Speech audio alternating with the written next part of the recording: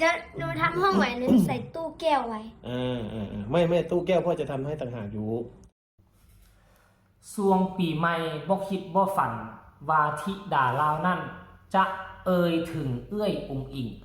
และกับเอื้อยอาอายว่าแบบนี้สบายดี FC แฟนคลับทุกทานมาพบมาพ่อกันคลิปที่2ของมื้อนี้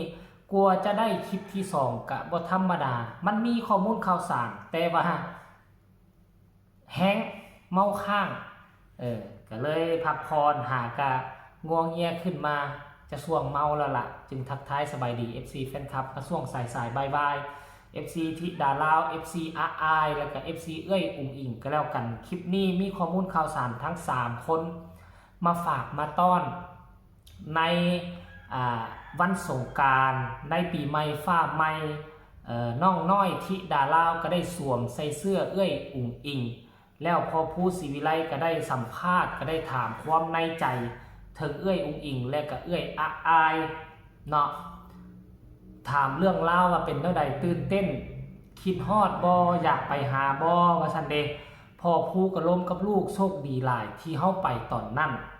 และพอผู้ก็บอกว่าเฮาก็บ่กล้าที่จะพาธิดาลาวไปถ้าบ่ได้รับความอนุญาต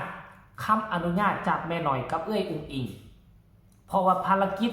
แต่ละมือของเอ้ยอุ๋งอิงนั้นมันหลายซะเหลือเกินงานเนาะบ่ว่าจะเป็นงานกลางคืนงานกลางเว้นโอ้ยลังไหลกันเข้ามาป่านเทน้ำเททา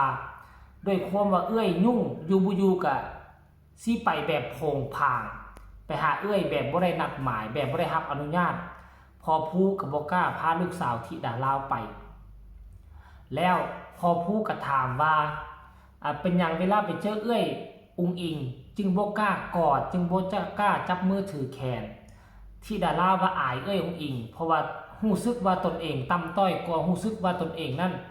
เนื้อตัวบ่สะอาดสะอ้านซ้ำเอ้ยอุ๋งอิงก็เลยบ่อยากให้สิ่งที่แปลกเปื้อนไปโดนตัวเอ้ยอุ๋งอิงอันนี้ความหมายที่เพิ่นอยากสื่อออกมาพอพูดว่าแล้วเป็นหยังเอ้ยอ้ายเด้เป็นหยังคือว่าไปกระโดดโลดเต้นซ้ำว่าสิขี่คอเอ้ยผู้น่ะว่าซั่นความหมายของน้องที่ได้ลาวก็สื่อออกมาว่าสำหรับเอ้ยอ้ายนั่นอายุก็รุ่นราวคราวเดียวกันกับเพิ่นแล้วก็เป็นคนค่อนข้างว่าโพงพางกันคือกับที่ดาลาวว่าซั่นเด้ปกโลกเป๊กเลขเนาะก็เลยว่ากล้าที่จะกอดกล้าที่จะโอ้จะลงกับเอ้ยอ้ายหลายกว่าเอ้ยอุ๋งอิงแล้วที่สำคัญเป็นอย่างหนึ่งพอผู้ศรีวิไลก็ถามว่าแล้วสุดต้องรักษาเอาไว้ให้ดีนะว่าซั่นเด้สุดของเอ้ยอ้ายแล้วก็เอ้ยอุ๋งอิงเอาให้หั่นน่ะเนาะต้องรักษาเอาไว้ให้ดีมันเป็นสุดที่เขาฮักเขาแพงเขาห่วงเขาใส่ทำมาหากินถ้าเขาบ่ฮักแท้ๆเขาบ่ยอมเอามาให้เฮาในเมื่อเขาเอามาให้เฮาแล้วเฮาต้องรักษามันไว้ให้ดีแล้วสิ่งที่ธิดาลาวตอบพอผู้ศรีวิไลออกมานั่นก็คือโหหลายคนได้ฟังแล้วก็รู้สึกว่าธิดาลาวจะเฮ็ดขนาดนี้เลยหรือจะเก็บรักษาสุดเอ้ยอ้ายของเอ้ยอุ๋งอิงไว้ขนาดนี้เลยบ่ว่าซั่นเด้ให้ไปฟังคลิปนี้นำกันว่าธิดาลาวจะเฮ็ดแนวใดหลังจากที่สร้างห้องนอนแล้วจะเก็บรักษาเสื้อเอ้ยทั้ง2คนแนวใดให้ทุกคนไปฟังคลิปนี้แล้วจังมาพอกันในช่วงต่อไปอันนี้เสื้อพี่อุ๋งอิงเหรอใช่ค่ะป้าทำไมหนูได้ใส่เสื้อพี่อุ๋งอิงเอ้ยมีลายเซ็นด้วยมีอะไรไหนลบเบิดแล้วมันเริ่มจางแล้วแต่ว่ามันยังมีอยู่นี่มันยังมีตัวออ่างแล้วก็ตัวสระอุสระอุงนี่ตัวสระอุงด้วยค่ะมีตัวออ่างแล้วก็สระอุมีแค่ตัวนี้มันเลยหวยพปสออก59ถ้ามีโอกาสหนูอยากจะไปเจอพี่อุ๋งอิงอีกไหมเจอค่ะอยากเจอถ้าเจอหนูจะพูดว่าไงสมมติว่าถ้าหนูไปเจอเนี่ยหนูจะพูดว่ายังไงหนูจะไม่พูดค่ะหนูจะทำยังไงหนูอายอายทำไมหนูกับพี่อายค่ะเป็นเหมือนกันค่ะเป็นยังไงคิดดื้อพี่อายนะไม่ได้คิดดื้อเท่าหนูหรอกเท่ากันเอ้ยพี่อายนะเขาไม่ได้คิดดื้อเท่าหนูเท่ากันค่ะเท่ากันได้ยังไงพี่อายไม่เต้นก็ล็อกกระแดกอยู่หลังเวทีเหมือนหนูเลย อ้าว หนูทั้งขึ้นเวทีทั้งหลังเวทีทั้งไหนก็ต้องกระเด้งกระเด้งกระเด้ง เพราะว่าพี่อุ๋งอิงเป็นคนสะอาด เอาพูดอยู่นี่แสดงว่าตัวเองเป็นคนสกปรกกันสิ หนูก็สะอาดอยู่แต่ไม่จำร้อย แล้วโอ้ยสะอาดแต่ไม่เต็มร้อย อ่ะ มันสะอาดตรงไหนบ้างเอาตรงไหนที่มันไม่เต็มร้อยมือเปื้อนไหมเอามือมาดูดิมือดำปวดอ่ะโอ้ย อันนี้อาบน้ำมาแล้วค่ะ ขนาดอาบน้ำมาแล้วดูเล็บเอาเล็บมาตรวจ ดูกันนิ้วไก่นะคะ อืม นี่ขาวขนาดนี้นี่ มีแต่ขี้เล็บเต็มเลยมือ อันนี้ยังไม่ได้ตัดเล็บมือ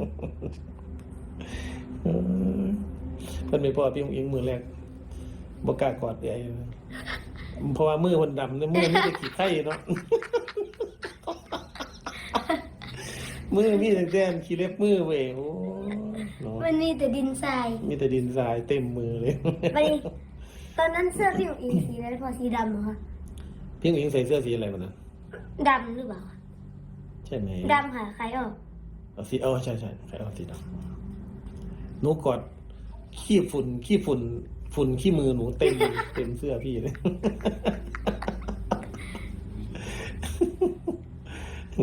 หนูคิดไหมว่าหนูจะได้กอดพี่องอิงหนูเคยคิดไหมเคยคิดว่าจะได้กอดพี่องอิงแบบนั้นไหมง่ายๆแบบ ไม่ค่ะ ไม่เคยคิด อ่ะ ถือว่าหนูโชคดีมากเลยนะคนอื่นอยากจะไปเจอพี่องอิงอยากจะไปอยู่ใกล้พี่องอิงแต่ว่าไม่มีโอกาสได้เจอเหมือนหนูโชคดีมากแถมได้เสื้อผ้าได้ชุดพี่องอิงมาตั้งเยอะเลยหนูต้องเก็บให้ดีนะลูก อ่ะ ต้องเก็บให้ดี รักษาให้ดีของสิ่งนั้นน่ะ เป็นสิ่งที่พี่องอิงหวงมาก ทั้งพี่อาอายแหละหวงมาก ถ้าไม่รักจริงอ่ะพี่เขาไม่เอาให้ เพราะว่ามันเป็นสิ่งของที่พี่เขาใช้ทำมาหากินเนี่ยเป็นสิ่งที่พี่เขาใช้ติดตัวเขาทุกวัน เวลาขึ้นบนเวที จะงดงามได้ก็เพราะชุดเหล่านี้แหละ พอพี่เขาเอามาให้แล้วหนูก็ต้องเก็บรักษาให้ดี เข้าใจไหมครับ ค่ะ ห้ามเอาไปป้อมไว้แกนั้น ป้อมไว้แกนี้นะ เว้ยเดี๋ยวหนูทำห้องใหม่หนูใส่ตู้แก้วไว้ ไม่ตู้แก้วพ่อจะทำให้ต่างหากอยู่ อันนี้คือความคิดความอ่านของเด็กน้อยคนหนึ่ง